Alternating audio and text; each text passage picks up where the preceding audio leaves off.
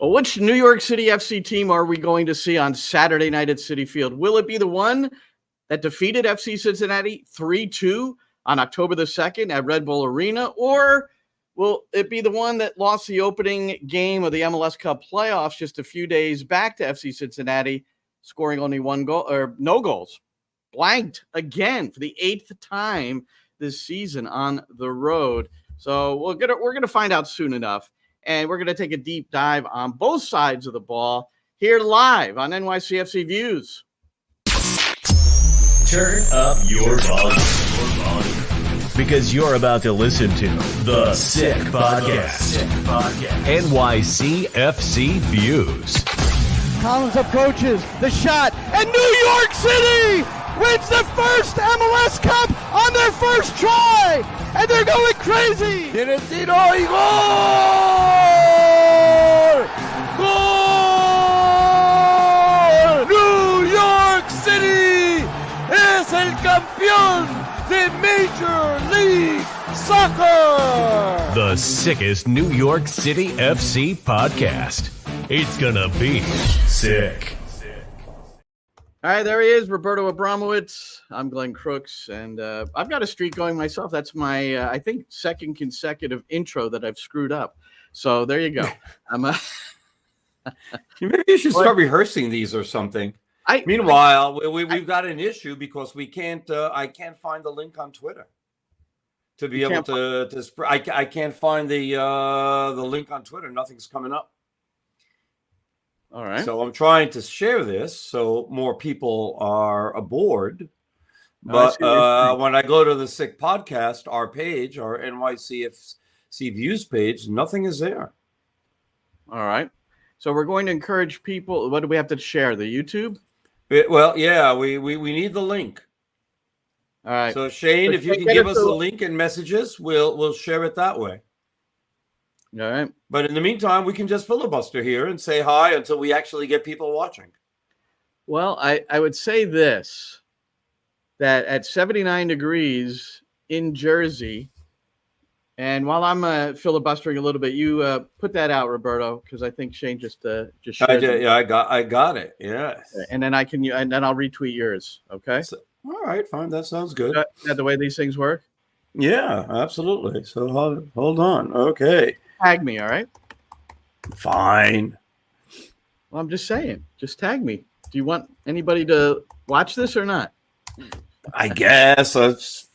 Sometimes we embarrass ourselves here, and, maybe it's better that they don't. Who knows? So, Jersey Shore, November the 1st, 79 degrees. So, and a beautiful day forecasted tomorrow in Queens for Citi Field, Game 2, FC Cincinnati at New York City FC. And you would have, I was barefoot in the sand, shirt off, had my fishing pole out, doing my new hobby, surf fishing. Well, that's pretty cool. Well, I'm 0 for 6, so I've gone out 6 times. And as one of my friends texted me earlier today, I would have been dropped from the squad by now. So but I'm going to keep. I'm still enjoying. I mean, I'm not catching anything, but I get to look out into this vast ocean, and I swear, last week a whale went by and you just got to watch the whole thing. And so I looked up whales. Now, whales, they have to come up for air for the most part, like every 6 to 8 minutes. So when we see them, it's not unusual because they can't, they can hold their breath in certain situations. This is whale talk now, from anywhere from 45 minutes to a couple of hours. Yeah. And, but this was really okay. Thank you, Roberto. I'll share it right now. Repost. All right, good. Very cool. Dolphins or porpoises, I don't know which go by. So no fish to catch, but I get to see the sight, so it's all right. Oh, that's pretty nice, by the way. That's fine. So Roberto, during the course, I think you're one of the ones that has pushed back on any game during the regular season being called a must win. But, there are times where you feel like this is a must win. I mean, they've dropped whatever the circumstances are. Mm-hmm. The game tomorrow night is a must win. That's a must win. It's like, exactly. That's a must win. And that's the way it should be, right? Because if it's either it's win or go home, or in New York's case, winners stay home. Yeah. So it's coming off this game at TQL, and Cincinnati starts the same 11 for the second consecutive game for the first time all year. It was 42 games without the same 11 in consecutive matches. Right. And it was unusual because we were wondering, and even in the pregame show with Nick last week, he thought they still might go with like at least one true striker. They did not, though. They repeated Yuya Kubo, Luca Orejano, and Lucho Acosta underneath, and then Yamil Assad. And Roberto, seeing him play in person and kind of, especially when he was on our side during the broadcast, I put something out there on social media that he's a very good footballer. I know he came up with a turnover, got forward, ended up scoring the goal. I mean, that sequence was brilliant.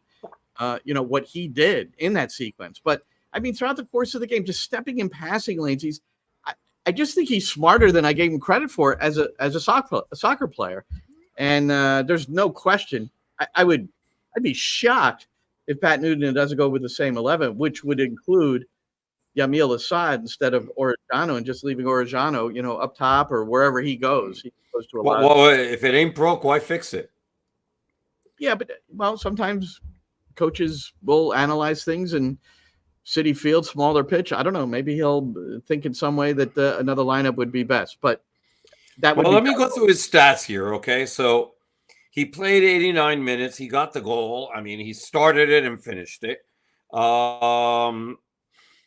Let's see, 40 out of 43 accurate passes, which is 93%. He created a chance. He had one shot on target, which went in, and then he had another one that was blocked, both of them from inside the penalty box. 74 touches in total. And if you look at the stats, that's pretty good. If you actually just watch him play and, pass the eye test, he passed the eye test with flying colors. He's a really good, smart player, knows how to get himself in good positions. What I was impressed with Cincinnati, probably even more than those little things, was, and not that I shouldn't expect it, but you should, was the absolute defensive effort all over the field by Cincinnati. New York City had no room whatsoever to do anything. They didn't let New York City breathe. Got to move the ball, man. Yeah, you got to move the ball. The field is 120 yards long. If the field is 120 yards long and 75 wide, as it is at TQL, if you move the ball properly, you'll find the spaces. But you're right. They had an extraordinary effort defensively. I agree with you. And if they do the same thing at City Field at 110/70, it's going to be a lot harder for New York City to get through. A lot of times, guys are trying to be a little bit too cute with the ball. And, when it works out, then maybe you create a really good chance. But there were times where guys dribble themselves into trouble a lot, especially Santi. All right. So I want to, we do have Jay Nelson, or Nelson J, who is asking about Raquinho cards, which I'm glad he brought that up. But yes, we are going to. So if Jay Nelson, and you have to be listening live or watching live in order to secure one. So Jay, if you want, are you alive?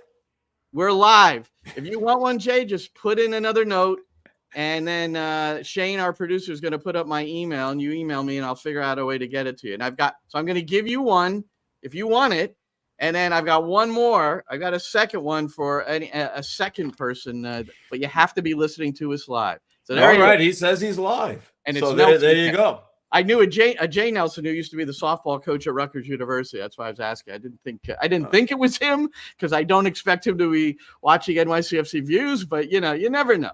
You never know. So Roberto, you're very popular. Maybe you attract these things.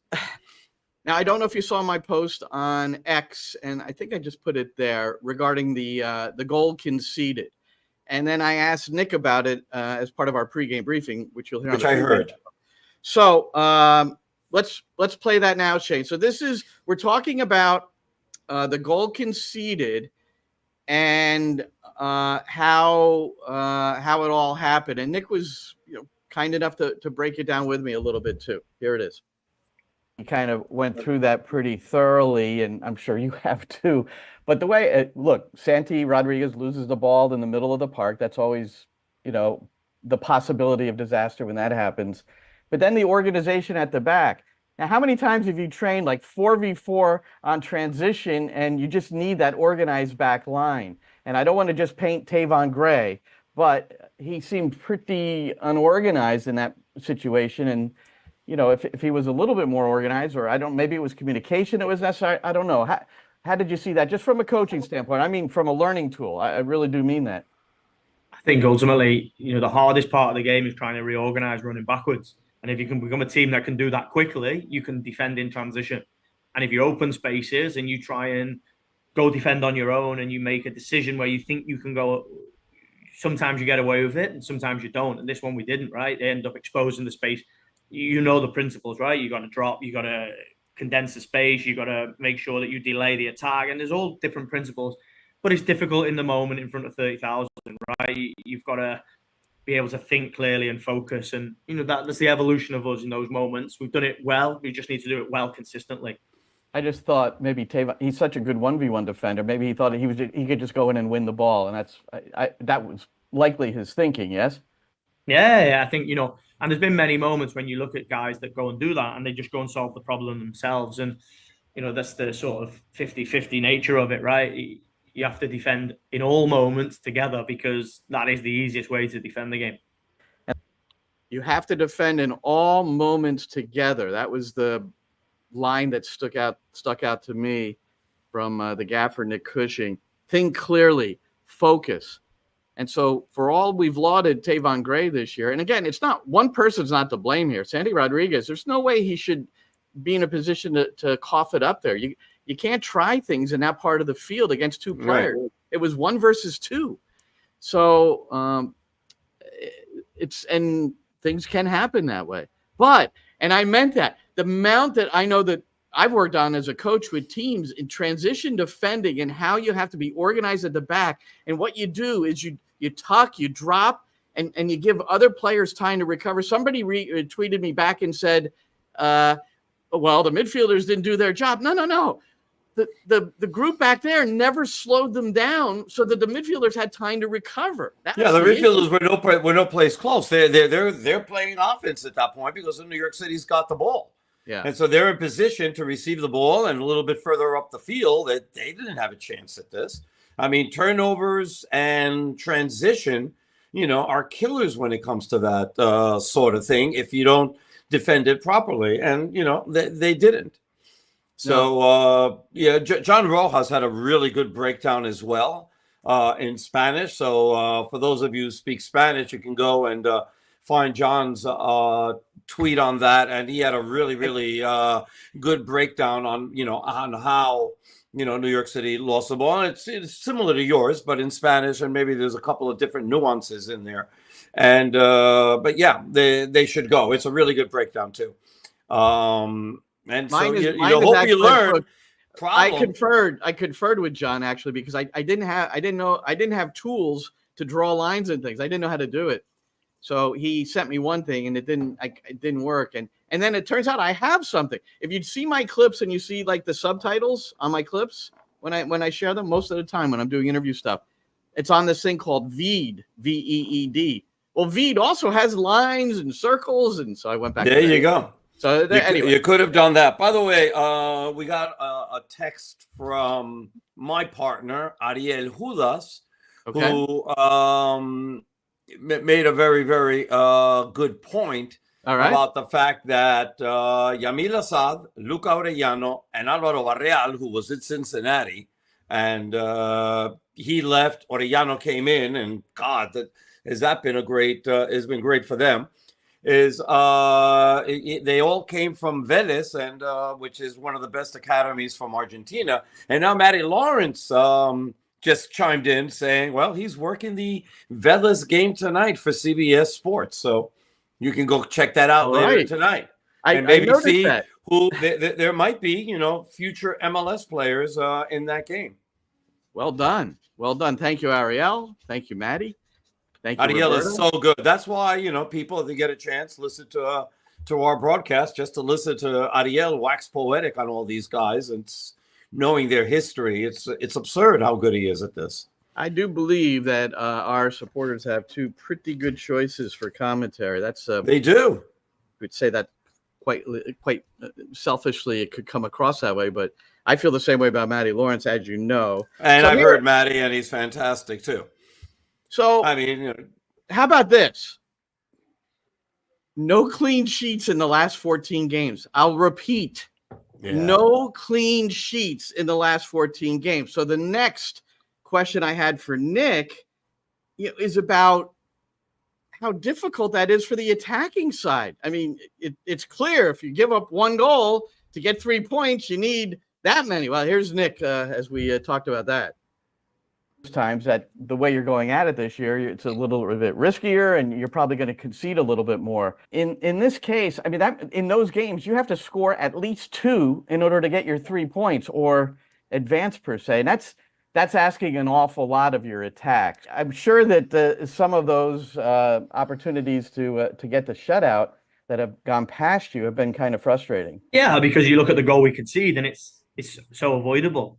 If you're playing against a team that's just better than you in the moment, you have to hold your hands up, right? But we turn the ball over, we don't defend the transition well enough, and they score from the moment.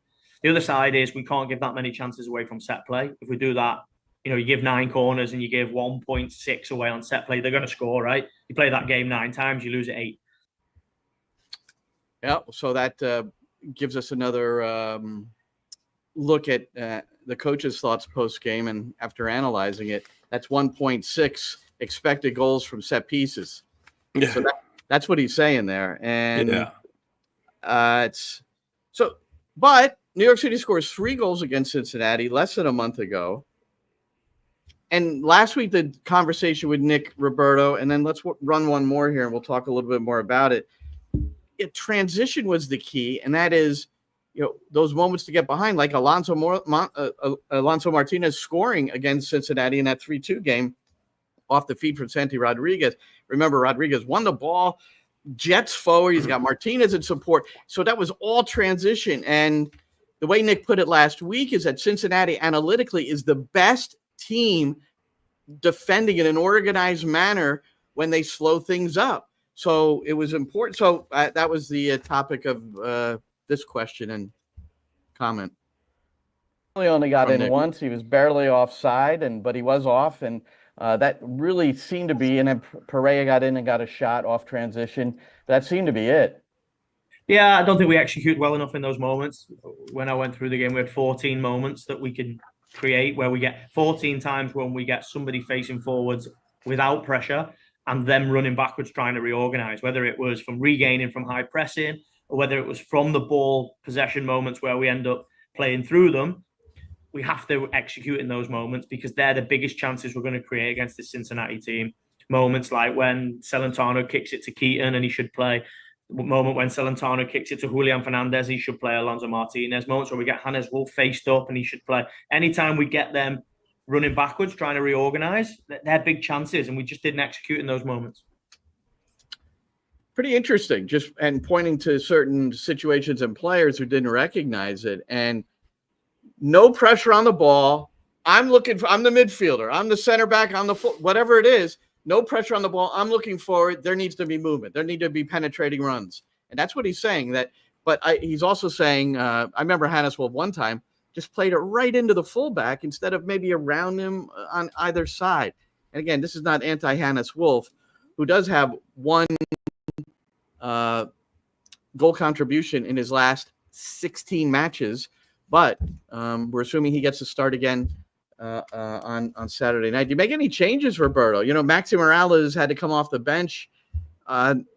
Not sure where his fitness level is at now. Michel will start for Tavon Gray. So we know that one for, and then yeah. I don't foresee really anything else. They just have to play better. They just have to play better, and they've got to play smarter. They've got to play faster, and they've got to play, I guess, a little bit more aggressively, if you know what I mean. We've seen throughout the year, and especially on the road, where they're trying too hard to make the perfect play when they've had chances to be able to shoot on goal, and then they take an extra step, or they pass the ball, or they do something extra instead of just firing. And I'm looking at the stats on the last game. Total shots were 22-6. Shots on target was 7-2.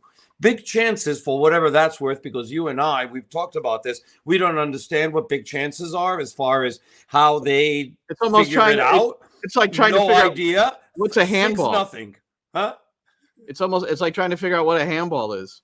By the way, God. some of the best coaches in our country don't know what they said. I have no idea what a handball is based on the inconsistent calls. But go ahead. Yeah, and so you look at that.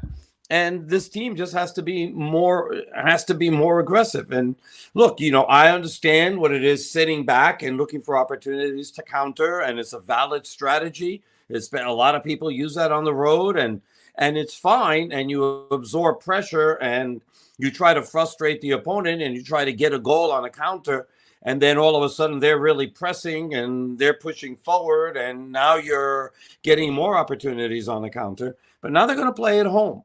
And it's been a different story at home. They have 2 games in a row now where they haven't scored on the road. And now they come back home where, it doesn't matter if it's Red Bull Arena, Citi Field, or Yankee Stadium. They've been able to score in bunches lately. Alonso Martinez, 10 of his, let me get this right now. 11 of his 16 goals are home. Santi Rodriguez is 10 of 12 have been scored at home. So that would reinforce what you just said about goal scoring at home. So Pat Noonan, head coach on the Cincinnati side, just want to play one thing from him. This is from his presser this week. I mean, what they've had to do to sort out the back has been pretty impressive, I think. And now they've got Hadebe, Robinson, and Awazium, with Robinson in the middle of this back three. And look, they're pretty largely responsible for this lack of any big chances for New York City FC. But here's Pat Noonan. If you look at the additions of Cheeto and Teenage, they've been very strong. And Miles has been excellent all year. Again, a biased opinion, but that's a Defender of the Year season. But, that's not to take anything away from the candidates, because they've also been very strong. But seeing what he's done every day and in games, he's been so consistent and so solid. But all three of them, on the ball decision making, the defensive reading of the game, and when they're in isolation, like I said, against good creative attackers, to win these tackles and these duels the way they did, to defend the box the way they did, it was, a very strong defensive performance from our center backs. Both both boxes are the key in playoff soccer. That's what Nick Cushing said as well. I thought that latter part was impressive. That impressed me, Roberto, is their ability to, any of the attacking players for New York City that were maybe got isolated with any one of those three. Nope, didn't happen. They did not win many duels. They did not win many of the one-on-ones. Now, does everything change in Citi Field if they have a big crowd and they're on top, and we'll see. I'm hoping there's a big crowd. The New York City had a ticket sale. I think it was 4 tickets for $100, which puts it at $25. And so, I hope people take advantage of it. I'd love to see 23,500 in the stadium on Saturday, and make that atmosphere as lit and intimidating as possible. And, the guys are going to be, what's the word that I'm looking for? More than encouraged by it. It's going to help them. It is absolutely going to help them. And if they can make Cincinnati feel some of the pressure, then that's even better. That's even better. So I hope people show up and show out. Despite these last 2 games, Roberto, and it's been a pretty common trend that New York City has started the games very well And we know they've scored a lot of goals early. I mean, there's 6 goals scored within the first 5 minutes of the game across the season, which is pretty remarkable. And but there were certain moments against Montreal. Caden Clark scores at the 18th minute. The game changes. I watched this last game pretty closely. It stop, start, just to see.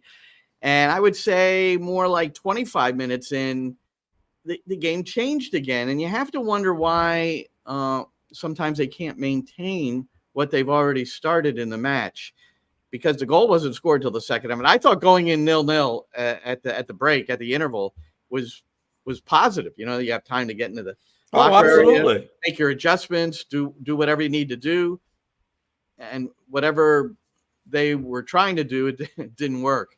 I mean, it didn't. Yeah, but I don't think it's as much tactics as it is individuals, right? I mean, you can blame tactics, all you want, but if you have the right tactics, but the individuals don't perform it properly, then doesn't matter what tactics you have. Well, you can make. Well, with that in mind, you could have made changes at halftime. I mean, you could have. That's generally, we don't generally see that from Nick Cushing, and I also like that side of it, because you're giving your starters a chance to, if it didn't go so well in the opening half. I mean, the shots were 8-2 in the opening half, 2 shots to 1 on target. And but the one shot on target, Alonso Martinez, it was a ground ball that still hasn't reached the goal. So just I get it. That's not a shot. It was. Look, if it was the Yankees, it would have gone under the glove. Hey, listen, my teams. Holy smoke! My team. I've had such a bad stretch. New York City losing the opening game, then the Yankees that 5th inning, where something you work on in spring training, as well as he pitched Garrett Cole. Oh my God, not covering first base. And then the freaking look, I'm a Jets fan, but I don't know them as well as I should. But this dude dropping a ball before he got into the end zone. So I'm going to say it right here, Roberto. I know they won. I did not see the victory. I shut it down at halftime. I said, I am not suffering anymore tonight. I couldn't do it. You should have heard me in the first half, especially when Malachi Corley dropped the ball. Dropped the ball. Corley? Yeah. Corley. Malachi Corley running into the end zone and dropping the ball in the 1-yard line to celebrate. Yeah. And then when they said, the play's under review, and there was like nothing there that was like to review, one would think. And then we start looking at the replays, and I see what they're looking at, and I'm like, "Oh no, please!" And then, sure enough, he dropped the ball at the 1-yard line. And I didn't know all the scenarios. And if people are wondering what we're talking about, it's the Jets last night. They end up coming back and they beat the Texans with a good second half, apparently. But I didn't see it. I did see the catch by Garrett Smith, on all the highlights. But no, it's now you made. Why did you say that? Anyway, what are you talking about? Garrett Wilson. Sorry. Wilson. Garrett. Now you got me. No, it's Garrett Wilson. You got me. Yeah, it's Garrett Wilson. Sorry about that. Sorry, Garrett. And that's how they are my team. But they've at 2-6, I was like, I can't 2-6 and down 7-0 at the half after this dude drops the ball before he crosses the line. This can't be. And then it's funny. So in the second half, they really played like the Jets. We expected the Jets to play all year, right? They had the ball 3 times and scored 3 touchdowns. So that was very, very positive. The 4th time they had the ball was at the end of the game, and they just kneeled. The defense played very, very solidly throughout the game, and frustrated a pretty good Texans team that that was missing their 2 primary wide receivers. So Nick Collins and Stephon Diggs. But the Jets played well in the second half. They fixed it. All right. Well, this is what you should have watched. You would have enjoyed it. This is what you're supposed to do when the opponent doesn't have maybe their best players or really key players. Cincinnati, FC Cincinnati, back to football, real football. You can call it soccer, by the way. It doesn't hurt. Cincinnati, Obina Wobodo, who I think was, Yamil Assad was important. Wobodo was critical to that win. He was great. He just won everything. Yeah. He hasn't been out at training in either of the last 2 days, and that's according to Lauren Fowler for the Queen City Press. Hudson River Blue put it out. and she's been providing like their pregame opposition report. She's a really good follow, by the way. If you want to know anything about FC Cincinnati, that's who you follow. So now whether we read into this or not, Pat Noonan, it didn't look like he got injured in the game. Pat Noonan said nothing after the game about it. So maybe it's just he's getting complete rest and doesn't need at this point of the season. And I will say this, you don't really need to be training that much. You really don't. You need to have your body fresh and ready to go for the next one. There's not a whole lot that's going to be accomplished in training other than planning tactically certain things and maybe running through that. That could be vital, especially if you're making some sort of an adjustment. But that could well be what's going on. And the guys who don't play much, those guys really do have to train. And those guys for sure. Yep. Because you never know. You're going to need a Julian Fernandez coming off the bench. You're going to probably need Agustin Ojeda coming off the bench and doing well. Obviously, Maxi, either he starts or he comes off the bench again, and he's got to be ready. To say nothing of Bakrar and Mijatovic, who got to run, but they like the rest of the offense were not effective. Oh, Julian Fernandez, too. We're going to get to those three in a minute. MLS released their salaries. I don't think we've had a chance to really talk about that. I don't want to put too much of a focus on it, but I think it's important that we see the figures and compare them to the rest of the league as well, because the biggest bargain at the striker position is Alonso Martinez, and one of the best bargains in goal is Matt Freese. So credit due. But the other three, they make a lot of money, and we just have to hope two of them are teens and one's a 20-year-old. So, this is a developmental year for them. But anyway, investment for the future. We'll get to that. Lucho Acosta, another Argentinian. I don't think he played at Vélez.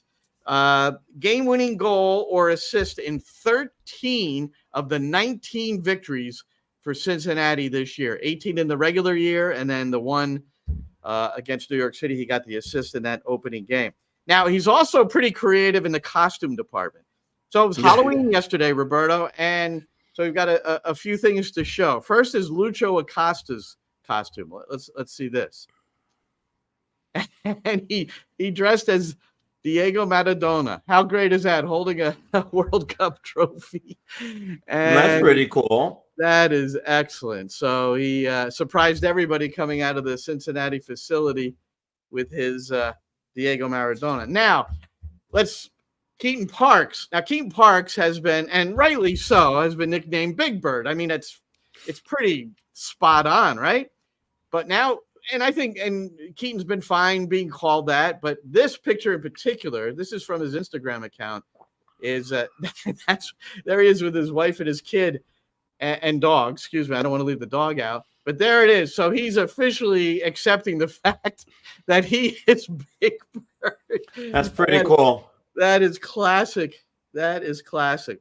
And then this one, and then I'll re-engage my Raquinho card thing. This one I thought was really funny. So this is a Raquinho. This is the raccoon that in a game earlier this season at Subaru Park in Chester, Pennsylvania, New York City played Philadelphia, and Raquinho, the raccoon, got loose and ran around the field. This guy wearing the raccoon outfit, and I assume this is his wife or girlfriend, could be his sister, I just don't know. But he was running around the field with a garbage can trying to get Raquinho. And anyway, so he's dressed up as Raquinho, and there's the garbage can. I thought that was very cute from Mark Mello. So if you look at the old past footage of Raquinho running around the field, and he's become legendary. In fact, they did a playing card, and I bought some, and I'm going to give one more away. So far, it has to be live. Let's see what we've got here. So you got Nelson J, and you can't have won anything from us before. So if you've already won, you can't win again. And Shane, would you put my email up there so that Nelson J can email me? There it is. Well, he put it in the chat. So they'll see it. Nelson will see the. Nelson will see it in the chat. Okay. Good. Yes. And then we've got Kevin Rogers watching KP. I feel like those guys have won. But if you guys haven't won and you want a Raquinho card, let me know. And I'll. I want to answer now. I had already looked it up, and then Ariel, obviously, who knows everything off the top of his bloody head. I'm just really jealous of Ariel when it comes to that stuff, for sure. He started out his career in Boca Juniors in 2013. Played 18 games there. Then he went to Estudiantes, played 38 games in 2 years, and then from there he went to DC United. Yep, and played there for a while. Then, there's some Atlas. He went and played 2 seasons in Atlas, and then was sold back to Cincinnati, back to MLS in Cincinnati, and this is his 4th season in the other Queen City, or the first Queen City, depending who you believe is the better Queen City between Cincinnati and Charlotte. MVP last year, and MVP kind of candidate numbers, although he didn't get into the finals, which I think is a little bizarre. Bizarre because he scores he contributes to nearly 60% of all their goals this season. And I just gave the stat. I mean, come on. The game-winning goal contribution in 13 of their 19 matches. Who the heck is more valuable than that? Come on, man. Well, they have this guy named Messi in the league. He's done pretty well. Yeah, but he doesn't have numbers like that. And I mean, he's got great numbers, but he doesn't have numbers like that. As far Cucho has been important for I voted Columbus. for Cucho. It's going to be between those two. I voted for Cucho, but for Lucho Acosta not to be a finalist is a little upset. But he was also hurt a lot this year, but I mean, if you're comparing him to last year, it's not the same sort of season. But I get what you're saying, because he's just been a brilliant player in Major League Soccer. So you mentioned Charlotte. So there's 2 MLS games tonight. I'm getting myself primed to watch both of them. I'm gonna see the second game to the end, unless it's just too ho-hum. Charlotte, Orlando. I found this interesting. Orlando's 7. They have 7 playoff goals as a franchise. Orlando, all scored by different players. That's pretty cool. Interesting tidbit. We'll see. Like Facundo Torres, man, what a player. And Charlotte, they have an MLS high 9 clean sheets at home. So they're hosting tonight. And they only have 3 losses in their last 28 home matches. And this is their first.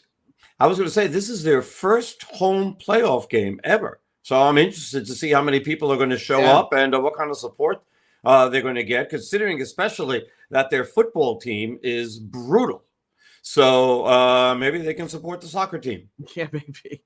Well, and I find it interesting that they have this kind of record at home when, even though they have good attendance figures. I don't know what it is. It's close to 30 if it's not 30. It's above 30.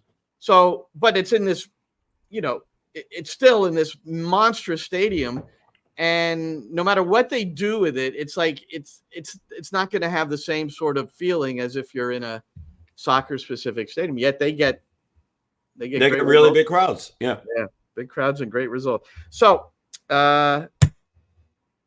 Colorado Galaxy. So this, I'm going to cue up another Nick Cushing before we go to kicking it around. So the LA Galaxy beat Colorado 5-0 in the opening game.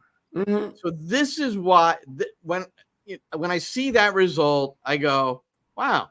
So now Colorado gets to host a game, Mile High, impossible to get acclimated. There's nothing that they could go into every oxygen tent they want in their facility. They can get there 3 days, or they can do whatever they want. They will be affected by the altitude, Mile High, the whole thing. So, what's her name? Colorado Rapids. They only lost 4 games out of 17 at home. And it makes sense. It's not just because they're a pretty good team. It's because they have this incredible home field advantage that's called altitude. Anyway, so they win 5-0. This best of 3 series. This is what is, to me, ridiculous about it. Tonight's game, that result is meaningless other than the fact it was a win. Now Colorado can get a win at home, and now it's just this crapshoot in game 3 when there should be some sort of aggregate figure here. Colorado got smoked, and they don't deserve to advance.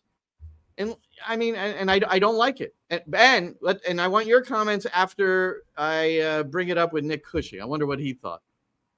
would do it either knockout or home and away. I wouldn't do 3 games, but that's me personally because I don't think it really. I don't think it gives enough jeopardy to the home team.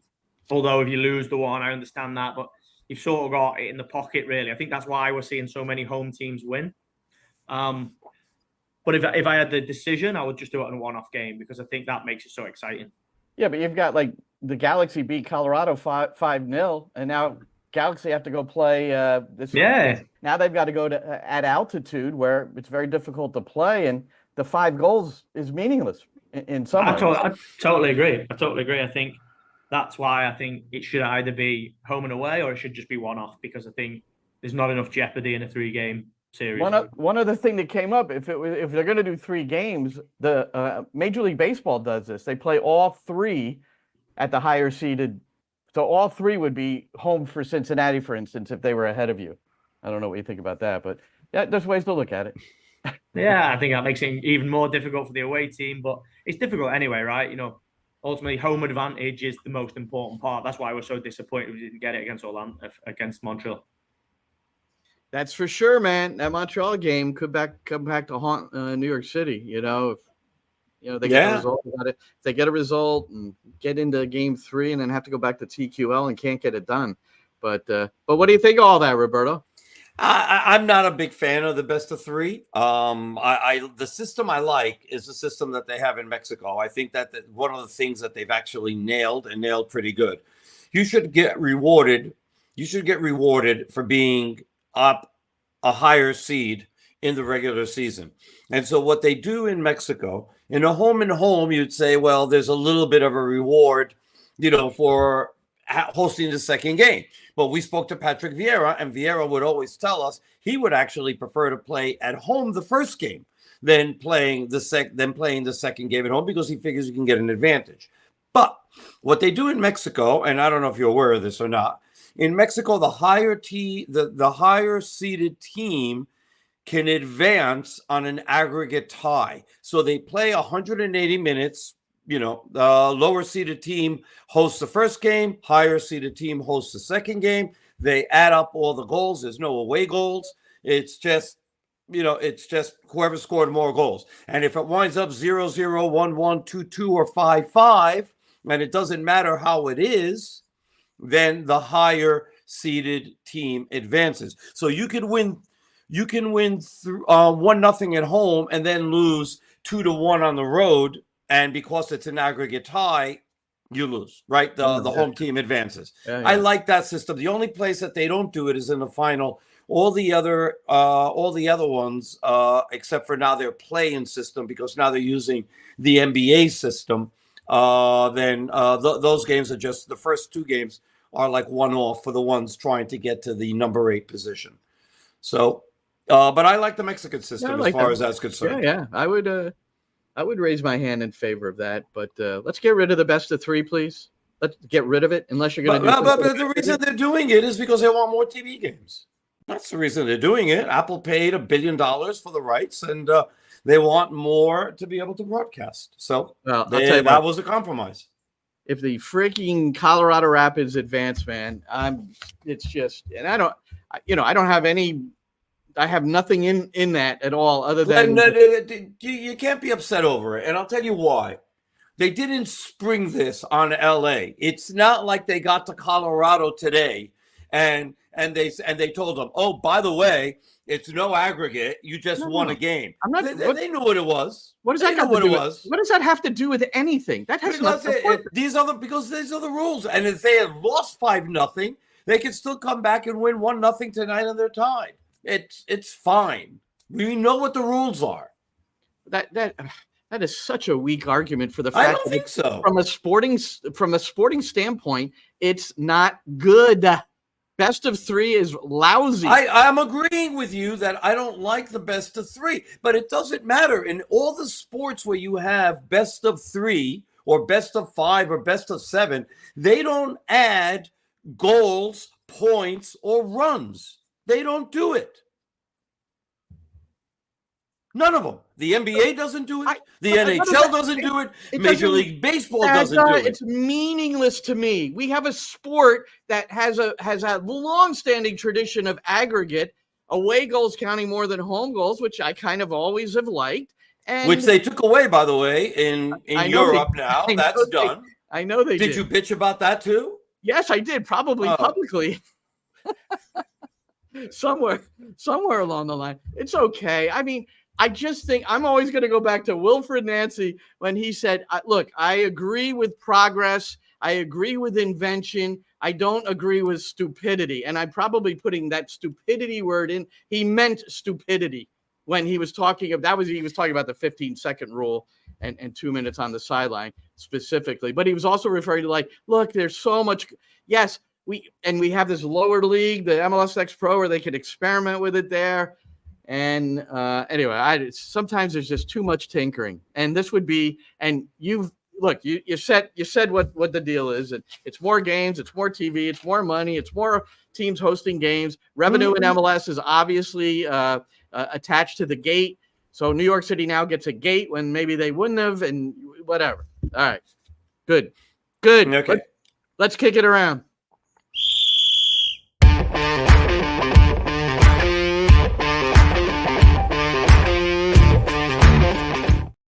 Okay. Tom Bogert, who's become the guy that you really have to rely on for information before it's announced. He told Herc Gomez on ESPN that MLS, Major League Soccer, told FIFA that they wanted the MLS Cup champions to get the Club World Cup host position. This is according to Tom Bogert from his sources. MLS told FIFA that they wanted MLS Cup champions to be Club World Cup. Well, they were ignored. Yes, they were. MLS was ignored because they wanted Messi. So I'm going to go back. I know I did this once before, but I'm going to give you a portion of the exact quote from Gianni Infantino, the president of FIFA. Therefore, I am proud to announce that as one of the best clubs in the world, he's talking about Inter Miami. So that's ridiculous to begin with. Don't say something like that. Please, just don't say that. You are deserving participants in the new FIFA Club World Cup 225.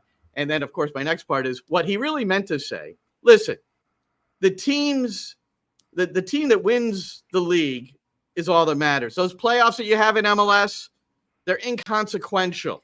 Oh, that wasn't it. That wasn't it at all. There's nothing to do with it.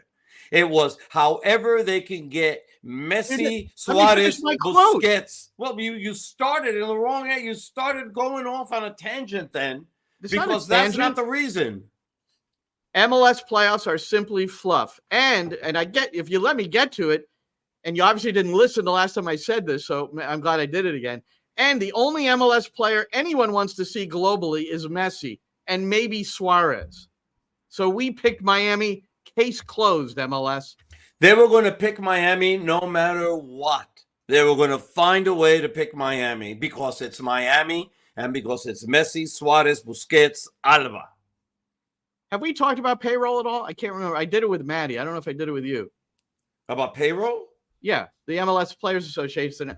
I feel like we didn't go over payroll at all in our NYCFC. We did. We glossed over it a little bit. Did I say that Messi, his salary exceeds the entire payroll of 22 MLS teams? Did you know that? Did we say that last time? Pretty much. Yeah. I mean, I did know it because he's got $50 million. So we know that. But I'm saying, I'm asking you, do you really? I'm shocked that he doesn't. That he's not. That his salary isn't bigger than every club except Inter Miami. Well, Miami led. Toronto came in second. Shocking. Followed by LAFC, then the LA Galaxy, and then Nashville. So 2 of the top 5 didn't even get into the postseason, Toronto and Nashville. Again. So that's a tough one. But LAFC, LA Galaxy, 1-2 in the West. Hopefully that's the West final because that'll be freaking awesome. No, that'd be great. And yeah. And then NYCFC salaries, we have Thiago Martins. He leads the way at $2.4 million, and it's a $3.2 million central defense because Burke Reese is on $749K. So those two, that's you spend a lot of money there. I think Matty Lawrence asked me this the day after the Cincinnati game, the playoff game. can you let's go through each player and who do you think had a good game? And I could only come up with 2, and it was Martins and Risa. And Matt Freese also, because he had a big save on Orejano, who shot with his right foot, which was something there, and had to save that one at the near post. Outside of that, he didn't come up with anything spectacular. But that was a big save because that makes it 2-0, and then it's even that much more difficult. And Freese on $270K is one of the best bargains. Yes, it is. Major League Soccer. And the fact that he's not being considered for goalkeeper of the year is a freaking travesty. Well, yes, and I don't want to say and no because I voted for him. And but the guys that are in there, Hugo Lloris, he had a really good year. Kalina for Charlotte, I already went over his clean sheets. New York City has 5 sheets. Roberto, 5. And I know, but that's by design almost. And you spoke to Nick about it because this is a team that takes a lot more chances offensively. You can sit back all game, and I'm sure you get quite a few of them. But it's not the way they play. How about Patrick Schulte, who's got 8, and Columbus is very much the same way, man. If we give up a goal, we don't care. We're going to score 4, And, except they didn't against the Red Bulls, did they? Yeah, well, it's. That game that could be switched, and I want to give Matt Pellegrino, who's one of our operations guys, a lot of credit, because my feeling was in our discussion on the road this past week is that if there's one team that has no chance to record an upset, it's the Red Bulls over Columbus. And Bulls win 1-0, and yeah, hey, you know what? They just got forward. I watched, and I honestly I don't hardly ever watch the Apple stuff because we're on the air or we're post game, and I just don't see it. But I saw a replay, and Andrew Wiebe made, and they really analyzed what the Red Bulls did, and it was very Jesse Marsh like. That is, come up and man mark everybody on the press, including the fullback coming forward and one of the central defenders. Reyes was 35 yards from Columbus goal when they were pressing. So it was really risky, and they won the risk, and good for them, man. Good for them.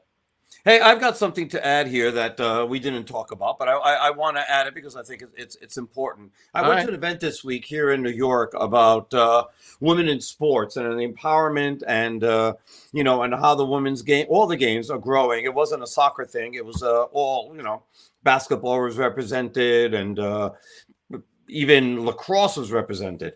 So soccer was represented. And one of the people that came up and I met was a woman by the name of Megan Oglesby. And Megan Oglesby is the owner of the Carolina Core FC. And I immediately, as you know that I do, and it's part of my obnoxious part of my personality, but people live with it or not. I was like, FC, really? And she goes, well, if I had said SC, then they'd think we're South Carolina, and we're definitely North Carolina. So she got me pretty good on that, and she's great. I mean, well, I wound up talking to her for like most of the night, and I was just absolutely blown away by everything that they're doing over there. So this is an MLS Next Pro club that is not affiliated with another team. Right. And so, there were conversations with Charlotte, but, that didn't work out. And they obviously have the crown. So, that's who they have. And we were just talking about, the differences between having a team that's affiliated and what their goals are, and having a team that's not affiliated and what their goals are. And obviously it's different because now you can just go out and try to build a team to win. And I was like looking at who they have. And so they've got Eddie Pope as their general manager. Donovan Ricketts was just signed as their new head coach, and they're in love with both of them. And they're doing such great things. Roy Lassiter got fired. Roy Lassiter was let go, and maybe that's why they didn't Donovan Ricketts. Huh? Maybe that's why they didn't write me back. I wrote to their media relations guy. I wanted to get Roy Lassiter and Eddie Pope on together, and maybe that's why they didn't get back to me. I may be able to arrange that for you. Well, okay. Because Megan and I are not like best buds, by the way. I just want you to know that. And so, one of the things that we were talking about, ways to make money. And I brought up how successful New York City has been at being able to develop young talent and being able to sell them in Europe, and how that's been able to, bring in a lot of money for the team. And we talked about, and then like today, I see something from this guy named Tom Bogert, who you might have heard of. And Legia Warsaw have opened talks to sign U.S. Youth National Team wingback Jeremiah White IV from Carolina Core. White, 17, turns 18 in February. Love it. Love it. This is what these teams have to be doing. Develop your academy. Get the best coaches for your academy. Go out and scout your butts off, especially in immigrant communities where I'm sure there's a lot of talent that really goes unseen, especially young kids. Go out there and do that. And at the end of the day, it's going to pay off in spades. I had a lovely conversation. If anybody watching this is down in the Carolinas, go watch the Carolina Core. They have a gorgeous stadium. It's an ex-baseball stadium, but the way that they've done it is really, really cool. It's actually a 120 by 75 yard field. It's not 110 by 70. And they've got like an area that's like field side that you can, standing room, you can watch. It's like really, really cool. They've done it right. So go watch the Carolina Core. Well, I would say for most of the people watching this, go watch Brooklyn FC. They don't have a field yet. They can't go play in Coney Island. They've been playing up here in Columbia. Well, just go to Columbia. It's a beautiful. It's a really nice facility. What's wrong with that? It's walking distance from home. Well, that too. Not for me, but that too. There's nothing walking distance from you. You're in bloody Jersey. Everything's an exit. And they're going to have a USL championship team on the men's side, and their women's team has really kind of upset the card here. A USL Super League. I think they're top of the table or something like that. Been trying to get the chairman on. He's communicated with me, Roberto. We'll get him on at some point so that we can go over what's going on over there. So good stuff on the women's side. Should also say the Gotham FC. If you want to watch a team play some pretty entertaining soccer, they're a good team to do that in terms of viewing.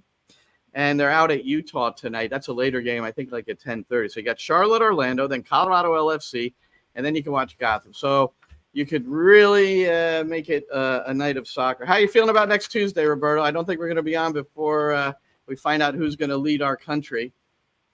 No, it may take days to figure that out. But you want to do one on Tuesday? Well, one of the candidates is going to claim victory really early. Really early, so that if that candidate possibly doesn't win the election, it will foster more and escalate claims of voter fraud, which will escalate also the potential for violence. That's one of the candidates. So I would expect on the day of that one of the candidates will claim victory. Mark my words. Or fraud. Well, it won't be fraud because, like you're saying, maybe the final analysis won't be. I mean, anyway, we'll leave it at that. It's I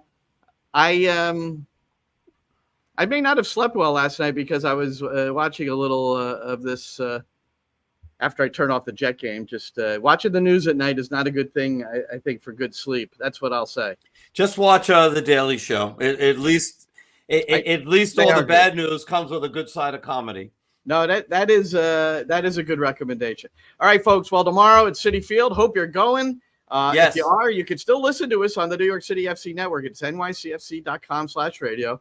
You could, put on your AirPods or whatever, and you can listen to us while you're watching the game.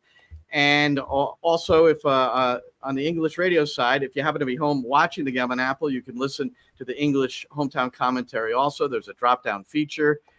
Chris Sakonis, my guy who is on all our broadcasts, halftime and postgame, has created a social media graphic. So I'm going to share that probably tomorrow morning, and you'll all see that. It gives you instructions as to how to do the drop-down feature for Apple. But Roberto and I will be both be on at 4:45 with our pregame shows Eastern, followed by the live commentary from Citi Field. Must win for New York City FC. See here now. And you know what, Roberto? I wear this, and I wear my New York City T-shirt pretty much equally. And it's pretty interesting. In New Jersey, in New York, when we're traveling, whatever it is, more people know about this than they know about the New York City Football Club. And it's sometimes it takes you back to reality that we are a niche sport in the United States of America, no matter what anybody tells you, which is fine. Roberto, do you know why I listen to music that's not necessarily popular, top 10, top 20, top 50, Billboard charts? Do you know why? Because that's because what you like. Tastes are different for everybody. No, but it's more than that, probably in a way, is I've always disliked the stuff that everybody else is listening to. You know, that. And yeah, I know. So you're like the anti-top 40 then. Okay, so I've got something for you. I'm sure there's a mental problem there with me in that. But it's the same. It's the same with the New York City and soccer. I don't mind. I like having my sport. And if not everybody likes it, I don't care. Why should I care if, I go to a place that holds 100 people drinking coffee, having breakfast and stuff, and nobody has a clue. They have no idea what MLS is, New York City is, nothing. But if I have this shirt on, it's like, oh man, you went. Pretty cool. I've got something for you. I want you to maybe you know about them and maybe you listen to them. And it's not a new group. It's sort of old stuff because there's a group called the Easy All Stars. Do you know of them? No. Okay, so I want you to go check them out if you have Apple Music or Spotify or whatever. They're called the Easy All Stars. And they've done covers of the Beatles' Sgt. Pepper. They've done Radiohead. And to me, the best one they've done is Pink Floyd, Dark Side of the Moon. All in reggae. It's all reggae. Oh, so if you want to hear a reggae version of Pink Floyd's Dark Side of the Moon that will blow you away, go for it. You're going to love it. Roberto, back in my albums here behind me there's an album, and I got I think, I don't know where I got it, but it's a reggae Beatles album. And it's freaking awesome. It's so good. It's quality. If it was crap, I would tell you, but it's quality. Right. What I got. It cost me a lot of money. And I was saying, God, I hope this sounds as good as I think it's good. All right. So the Easy All Stars, Dark Side of the Moon. I will be listening. Would that come up on Apple Music, you think? Or absolutely, 100%. That's where I listen to it. Oh, good. Good. And it is just really good. You got to hear it on a good system or a good headset. Okay. So earlier today, Nelson J won one of these. I tried to give away more, but you have to watch us live. So we're done. Next week, whether New York City's still playing a game or eliminated, I'm going to give these away till I don't have any more. And hopefully, Raquinho. You keep on threatening giving us some, but not yet. It hasn't happened. KP also in the comments section tells us that the Brooklyn FC ladies are in first place in the USL Super League, which is pretty cool because they were the last team to complete their roster. They were the last team to hire a coach. And like New York City, they're nomads. And and currently they're nomads. Oh, that makes you more mentally tough, maybe, huh? Maybe. All right. So for Roberto Abramowitz, I'm Glenn Crooks, and this has been NYC. Thank you for joining us, by the way. NYCFC Views Live. And that's a wrap. Hope you don't miss us too much until next time. Follow the Sick Podcast NYCFC Views on YouTube, Instagram, Facebook, Google Play, and Apple Podcasts.